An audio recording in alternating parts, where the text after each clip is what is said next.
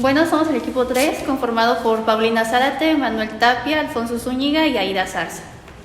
Ok, México está enfrentando retos importantes y no tiene que ver solamente con la pandemia del COVID-19. A final de cuentas tiene que ver con la economía, donde conceptos básicos de la macroeconomía como la inflación, el desempleo, son componentes que tienen una relación cortoplacista, y por eso le hemos pedido al maestro Rubén Martín Navarro García, licenciado en Administración de Empresas, maestría en Dirección de Empresas por el Tecnológico Monterrey y con especialidades en Ingeniería Financiera, Mercadotecnia, doctorante en Economía, el que podamos conversar acerca de este tema y un poco de las políticas monetarias e inversión. Es un gusto, maestro Rubén, gracias por acompañarnos y aceptar esta invitación. Sí, más bien gracias a ustedes por la invitación, sí, y compartir este momento. Gracias. Entre los años 2010 y 2018, la economía creció un promedio del 2.8%. Sin embargo, a la crisis económica global ocasionada por el COVID-19 en 2020, la economía se ha visto afectada en los últimos años. Entonces, hablando un poco acerca de las políticas monetarias, ¿usted cómo piensa que actúan a favor de un mayor crecimiento económico? Pues realmente la política monetaria, sí, para tener un crecimiento económico primero tenemos que ver que tiene que ser expansiva, ¿sí? ¿Cómo es expansiva? Cuando bajan las tasas de interés. Desafortunadamente la parte de tener una política monetaria expansiva también trae consigo el tema de la inflación, ¿no? Lo que está logrando no nada más el gobierno de México, sino a nivel internacional, o están queriendo hacer, es generar un crecimiento económico. Eso fue durante la parte de la pandemia, ¿no? En 2020.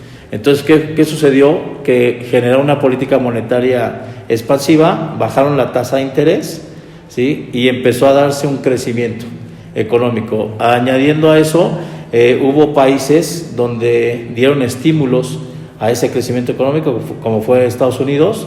Desafortunadamente, México, sí, fue uno de los países a nivel mundial que dio menos incentivos económicos y no nos ha ayudado tanto esa parte, ¿no?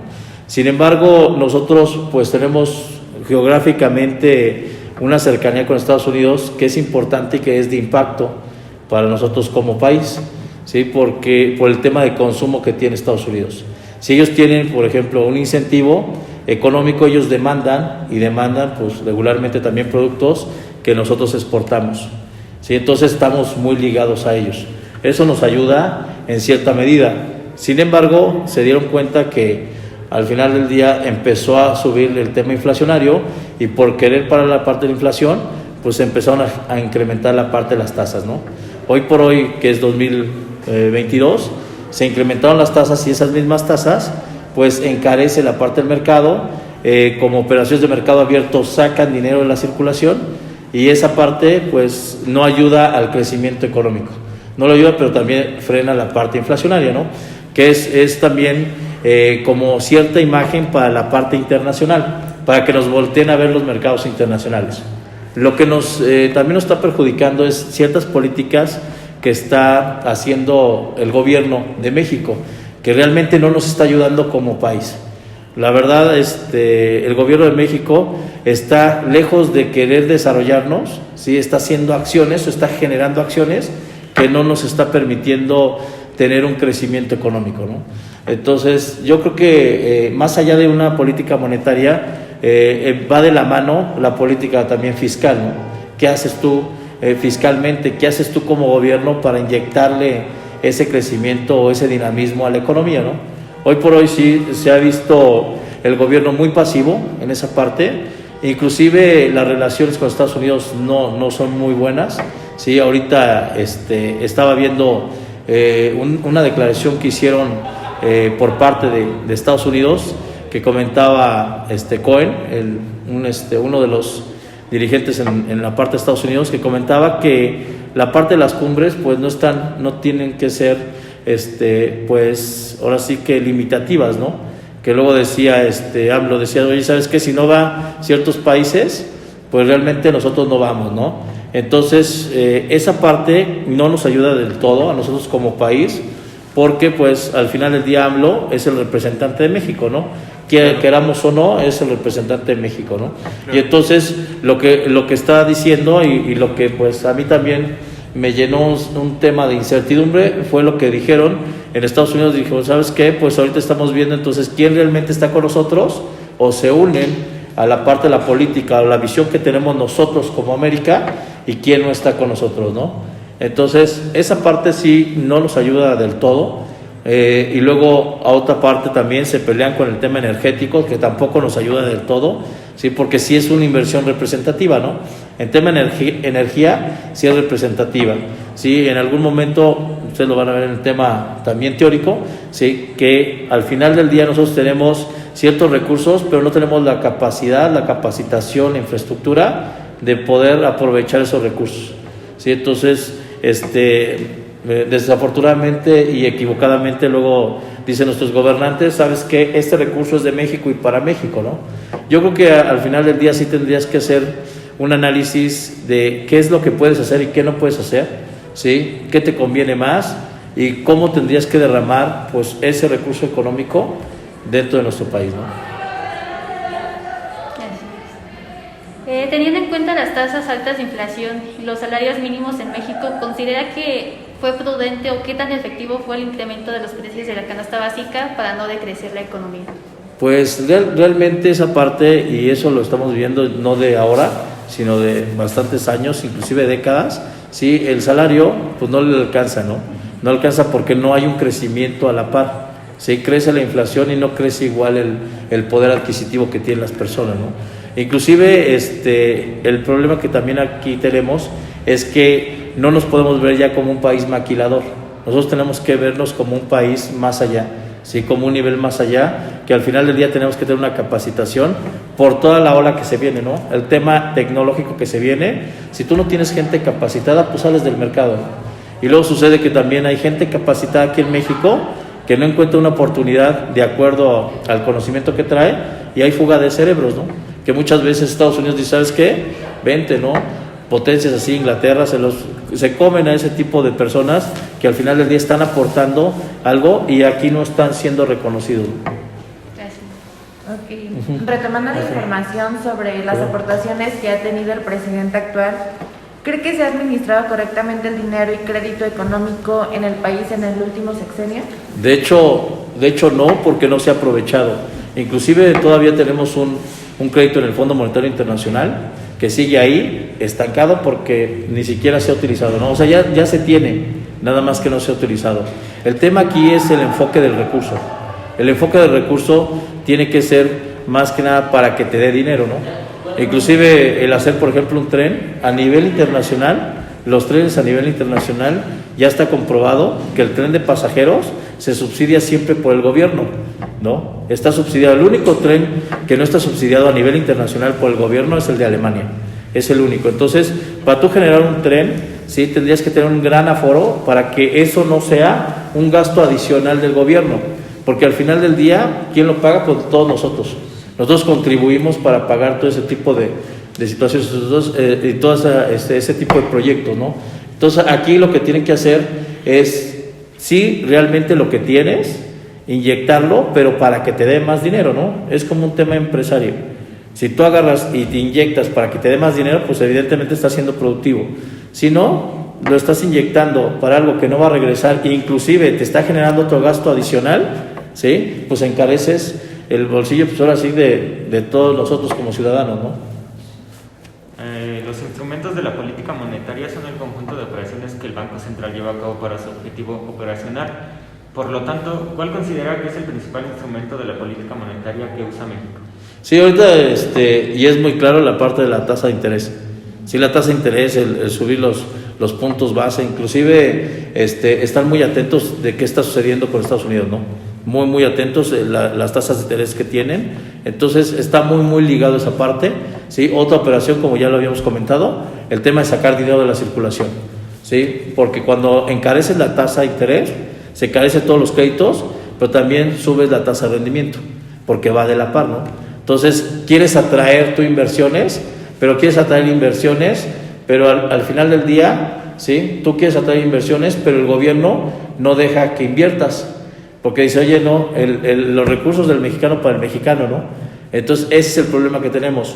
Tú das una tasa de interés, Banco de México, pero no traes una política de congruencia con la parte del gobierno, ¿no? Exactamente. Bueno, la política monetaria nos dice que si hay inversión en el país, hay un crecimiento en el PIB, pero incluso antes de la pandemia la inversión venía en caída. ¿Por qué considera que los inversionistas no tienen la confianza para financiar en nuestro país? Sí, el problema, y yo lo vi, yo estaba en una empresa alemana cuando AMLO iba a ser presidente y llegó Calderón a la presidencia. En ese momento en la empresa alemana nos dijeron, ¿sabes qué? Gana AMLO, y en ese momento nos vamos nosotros y 11 filiales que teníamos en México, nos vamos a Alemania, ¿sí? Nos regresábamos a Alemania. Entonces, ahí te das cuenta que pues, realmente la parte de la política te afecta como empresa, ¿no? Sí, porque dices, el problema que se veía en ese momento, dice, oye, si yo llego y lo de los mexicanos para los mexicanos, imagínate que los quiten las empresas, ¿no? Y entonces toda esa cadena de valor que se va, porque no nada más se va la empresa, se va todas las empresas de la cadena de valor que tienes, ¿no? Entonces, el problema aquí es que AMLO no ha sido contundente, no ha sido pues, realmente enfocado, no tiene una política clara como tal, para que también a los inversionistas extranjeros digan, oye, ¿sabes qué? Estamos metiendo nuestra lana en un lugar que no vamos a tener un alto riesgo de que no lo quiten, o que al final del día, al otro día, a este cuate AMLO, pues diga, ¿sabes qué? Aquí ya es así y cambia, ¿no? O sea, ese tema cambiante porque no tienes algo estructurado tampoco, ¿no? Entonces, toda esa parte desincentiva la parte de la inversión extranjera, ¿no? Y uno lo ve como empresario, al final, tú, ¿qué es lo que quieres? Ganar dinero, cuando quieres rentabilidad. Y si al final tú llegas con tu recurso y te lo quitan, pues dices, ¿sabes qué? Pues voltea a otro lado, ¿no? Es tan sencillo como esa parte, ¿no? Entonces, yo creo que necesitaríamos un gobierno diferente, con una estructura diferente, que tenga bien claro a dónde va, ¿sí? ¿Para qué? Para darle certidumbre a la parte de los empresarios, ¿no? Ok, pues teniendo en cuenta la información que tenemos hoy en día en cuanto a la economía mexicana, ¿usted piensa que podríamos llegar a ser un país desarrollado en un periodo máximo de 10 años? Pues, así como vamos, no. De hecho, o sea, lo más complicado, sí, todavía no se ha visto lo más complicado, porque el calentamiento global sí viene muy fuerte. Sí, el tema es más, de aquí a 5 años se va a ver unos cambios muy interesantes. Ya vemos ahí, por ejemplo, en el sur del Estado de México, sí, que hay escasez de agua. Esa parte de la gran escasez de agua, pues es un líquido vital para todos nosotros como seres humanos, ¿no? Entonces, una parte del desarrollo también es que sea sustentable como economía, ¿no? Entonces, toda esa parte sí está muy vinculado con el calentamiento. Entonces, es muy complicado, ¿no? Con la política que traemos ahorita, si esa política sí continúa, realmente en lugar de ir prosperando, vamos a ir en retroceso. ¿Por qué? Porque va a haber salidas de capitales, ¿no?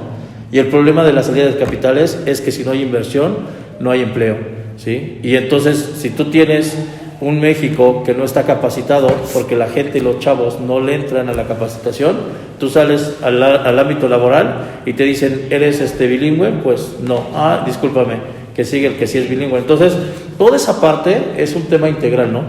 Es un tema integral que en 10 años, ahorita lo que tenemos que hacer nosotros es desde cada uno, desde nuestra trinchera, agarrar y decir, ¿qué tenemos que hacer nosotros para tener una mejora, pues al menos local, ¿no? Un tema local, ¿sí? Para ir mejorando esa parte que no nos ayuda el tema del gobierno, ¿no?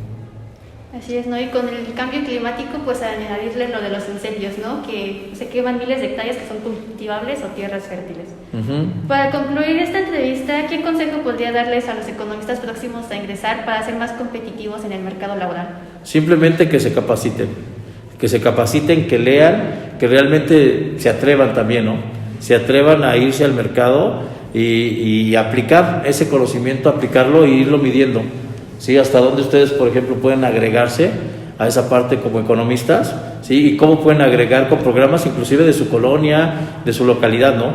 A generar ya esa parte de estímulo desde la parte local hasta la parte después mundial, ¿no?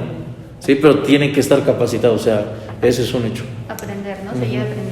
Y eso que dice, a lo mejor tiene que ver como la mentalidad históricamente con los mexicanos, o por ejemplo, usted que ha estado en diferentes países y ha visto otras mentalidades, ¿considera que estamos a la par o nos falta en ese aspecto también? No, nos falta mucho, la verdad nos falta mucho.